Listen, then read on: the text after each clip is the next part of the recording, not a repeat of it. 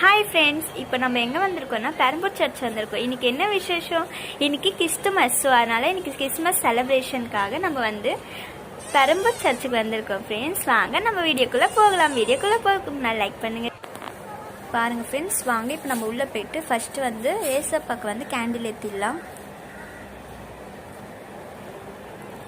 செம்ம celebration friends, செம்மையாக இருக்குது.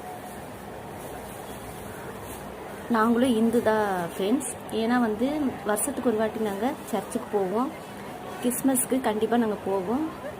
அதனால் பாப்பாவை தான் கேண்டில் ஏற்ற சொன்னேன். ஆனால் உள்ளே போனோடனே ரொம்ப மனசுக்கு அமைதியாக இருந்தது. இப்போ வந்து சர்ச்சுக்கு வந்து நம்ம இந்து சாமி கும்பிட்றவங்க அவங்களும் அங்கே நிறைய பேர் வந்திருந்தாங்க ஃப்ரெண்ட்ஸ்.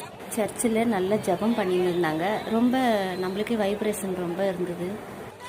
மனசுக்கு ரொம்ப அமைதியாகவும் இருந்தது.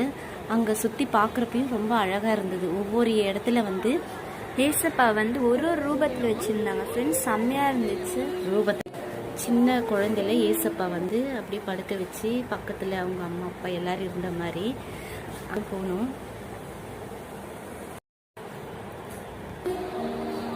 அங்கே சின்ன சின்ன குழந்தைங்க வந்து அழகாக ரொம்ப வசனமும் சொன்னாங்க, பாட்டும் பாடினாங்க.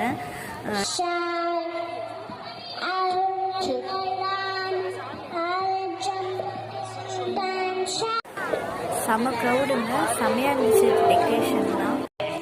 ஏசப்பாவை பற்றி ஒவ்வொரு சிலைங்களும் வந்து தத்ரூபமாக வந்து செதுக்கி இருக்கிறாங்கங்க. ரொம்ப அழகாகவும் இருந்தது பார்க்க. பாருங்களேன். ஆனால் வந்து அவர் எப்படி எப்படி செய்தாங்க, அந்த துன்புறுத்துறது, அவரை வந்து சிலுவையால் அரைஞ்சது, அது எல்லாமே அங்கே தத்ரூபமாக இருந்ததுங்க. ஆனால் பார்க்கவும் ரொம்ப மனசு கஷ்டமாகவும் இருந்தது. அதே நேரத்தில் அந்த இடத்துல ரொம்ப அமைதியாகவும் இருந்தது. இங்கே வந்து நம்ம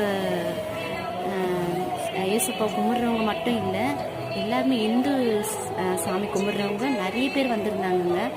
இங்கே மதமும் அந்த மாதிரிலாம் எதுவுமே இல்லாமல் எல்லோரும் ஒன்று சேர்ந்து தான் அங்கே உள்ள. ஏசப்பா வந்து குழந்தை ரூபத்தில் அங்கே இருந்தாங்க. அதனால் எல்லோரும் வந்து அவர் கையில் வந்து காசை கொடுத்தாங்க. நானும் ஏசப்பா குழந்தை ரூபத்தில் இருக்கிறதுனால ஏசப்பா அந்த புது ட்ரெஸ்ஸு வந்து அந்த குழந்தைங்களுக்கு எப்படியோ அந்த மாதிரி ஏசப்பாக்கு எடுத்துன்னு வந்து வச்சுருக்குறாங்கங்க. இதில் வந்து அவர் ஏசப்பா குழந்தை ரூபத்தில் அந்த கையில் காசும் வைக்கிறாங்க. நானும் வச்சுருக்கிறேன்.